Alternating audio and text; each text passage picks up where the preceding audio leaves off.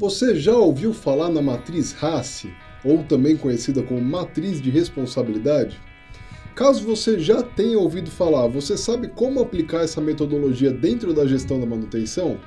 Se você quer saber um pouco mais sobre esse assunto, acompanhe esse vídeo até o final, que eu vou te contar como você vai utilizar esse método para melhorar a gestão dos seus projetos de manutenção.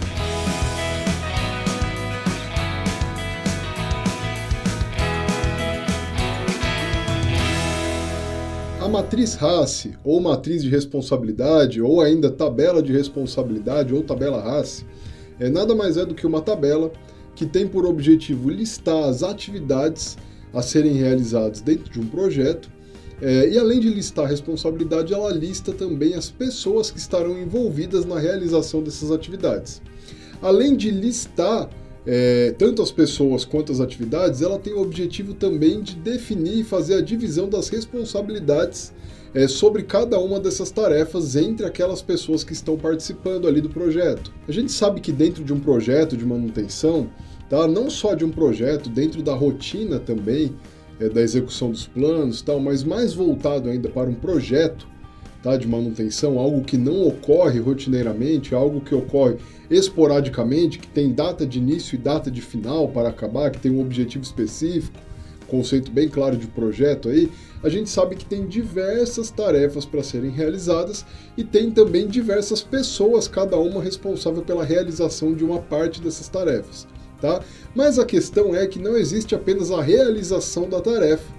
Dentro de um projeto existem outras responsabilidades que estão também atribuídas a essas tarefas, como por exemplo aprovar uma etapa de um projeto, como por exemplo consultar uma parte na determinada realização de uma tarefa, de um projeto, ou se não ainda prestar contas quanto a uma tarefa para uma outra pessoa. Então existem outras atribuições que não seja propriamente dito a execução da atividade. E é para isso que a matriz RACE serve, justamente para fazer a divisão dessas responsabilidades entre as pessoas que são responsáveis ali pela condução das atividades do projeto. Como uma boa ferramenta de gestão de projeto, a gente pode citar 3 objetivos muito claros para a aplicação da matriz RACE. A gente pode dizer que os objetivos principalmente são: 1. Tornar a comunicação clara entre a equipe de projeto e melhorar o engajamento entre as pessoas que estão envolvidas no projeto. Segundo objetivo, dar suporte à gestão das tarefas do projeto. E o terceiro objetivo é aumentar a eficiência na execução das tarefas que estão ali relacionadas para aquele projeto. Então, conforme eu já falei, a matriz RACE é uma tabela, que ela vai ter classificações nas linhas e classificações nas colunas. Nas linhas, nós teremos as atividades que serão realizadas dentro daquele projeto. Vamos supor que a gente esteja falando, por exemplo, de um projeto da instalação de um novo ativo. A organização adquiriu um novo ativo, uma máquina nova, e precisa instalar essa máquina quando chegar. Só que não é simplesmente instalar a máquina, Isso é um projeto. Tem uma data para iniciar e uma data para ser finalizado, tem um objetivo específico. Inserir um ativo dentro do contexto organizacional ali da companhia. Então, como isso é um projeto, existe uma série de tarefas para serem desempenhadas. Por exemplo, essa máquina tem que ser transportada até o local onde a companhia opera, essa máquina tem que ser descarregada, essa máquina tem que ser conferida, desembalada, tem que ser movimentado até a área de instalação. Tem provisões que precisam ser feitas para a instalação dessa máquina, elétricas, hidráulicas, mecânicas. Essa máquina precisa ser efetivamente instalada, Essa máquina precisa ser testada, precisa ser validada e posteriormente, no final disso, ela precisa ser liberada também para que comece a sua operação. Olha quantas tarefas existem num projeto desse de instalação de um novo ativo. Além disso, existem tarefas de comunicação de outras áreas. Por exemplo, para instalar uma máquina eu preciso de uma certa quantidade de fio. Para que essa quantidade de fio esteja comigo quando eu for fazer a instalação desse ativo, eu tenho que fazer um alerta para o setor de compras, por exemplo. O setor de estoque também precisa ser informado para que ele disponibilize esse material para manutenção. Então, além das tarefas de execução, existem tarefas também de informação que vem de uma área para outra ou da própria informação que roda ali dentro do setor. Nas colunas da matriz Hasse, nós teremos os responsáveis por execução dessas tarefas.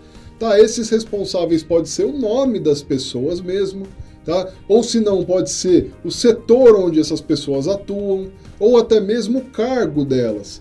Tá? Então eu posso ter uma matriz Hasse onde eu tenho lá eletricista, mecânico, inspetor, comprador, estoquista, posso ter o cargo da pessoa, ou eu posso ter uma matriz onde eu tenho as pessoas mesmo do projeto, João, Pedro, Pablo, Mateus, tá? Cada um ali com a sua atribuição, ou até mesmo o setor, tá? Setor de produção, setor de suprimentos, direção, almoxarifado, enfim.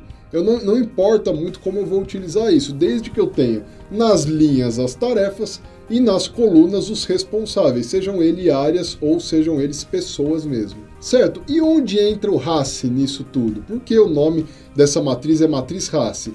Porque para cada uma dessas interseções entre uma atividade e um responsável, haverá uma classificação. E essa classificação poderá ser 4 distintas. Essas 4 que dão origem ao nome Hasse, porque é a sigla, cada dessas letras que compõe o nome Hasse é a inicial de uma das atribuições que uma pessoa pode receber em relação a uma tarefa. Então a letra R, que é o primeiro, vem da palavra responsible, tá? Responsável, mas neste caso, aqui da matriz Hasse, está mais para executante, tá? Então é o responsável por executar aquela tarefa. Então quando eu falo de responsible, tá? Quando eu atribuo uma classificação R a uma pessoa destinada para uma atividade, eu estou falando que aquela pessoa propriamente irá executar aquela atividade. Tá? Então, retomando aquele exemplo lá da instalação de um ativo, se eu tiver lá, por exemplo, passar fiação elétrica para instalação do ativo, e eu tiver lá o eletricista A, por exemplo, vamos supor que eu atribuo aí o nome, eletricista A, e o eletricista A ganha um R para essa atividade, quer dizer que ele, propriamente dito, tem que fazer a passagem desses fios. Tá? Ele é o responsável por executar essa tarefa. Já a letra A vem da palavra accountable, tá? Accountable, que em inglês seria algo como responsável também. Se você digitar em tradução livre aí no Google Tradutor, por exemplo, você vai encontrar responsável também. Mas o sentido de responsável, no caso, não é responsável por executar, é o aprovador, é o responsável por fazer a aprovação. Tá? Então quem recebe a classificação A para uma das tarefas dentro da Hasse não tem responsabilidade direta de executar uma tarefa, mas ele tem a responsabilidade direta de aprovar a execução daquela tarefa. Então, se a gente trouxer novamente o caso, por exemplo, da tarefa ali de passar os fios, por exemplo, quem era o responsável por executar essa tarefa? Eletricista A. Vamos supor que o supervisor de manutenção ganharia uma classificação A, neste caso aí. Enquanto o eletricista era o R, de responsible, o accountable vai ser o supervisor de manutenção. É a pessoa que vai fazer a verificação da execução dessa tarefa, para ver se foi bem feita, se foi realizada conforme deveria ter sido, se seguiu o plano que deveria ter seguido, tá? Se o padrão de qualidade daquela tarefa está aceitável ou não. Tá? Ele tem autoridade para aprovar ou reprovar a execução de uma atividade. A tarefa do aprovador vai além de aprovar ou reprovar apenas. Tá? Como aprovador, ele tem as diretrizes para entender se uma coisa é boa ou não, ele deve também dar suporte ao realizador da tarefa. Tá? Se ele pode aprovar ou não, ele tem que suprir o responsável por executar essa tarefa com informação, para que ele desempenhe a tarefa da melhor forma possível também. Depois disso, nós temos a letra C, tá? De consulted, tá? Que é algo como consultado. O que seria o consultado? Seria pessoas que não estão diretamente relacionadas com a execução nem com a aprovação da tarefa, mas elas têm informação o suficiente ou informações-chave, tá? Para fornecer essas informações para quem vai realizar a tarefa. Tá? É uma espécie de consultor mesmo. É ele que tem toda a informação para que a tarefa seja realizada da forma correta. Então vamos trazer novamente aí o exemplo do ativo que eu adquiri. Comprei uma máquina extremamente complexa, de ser feita a instalação. Existem máquinas que são muito específicas, que não são tão fáceis de instalar.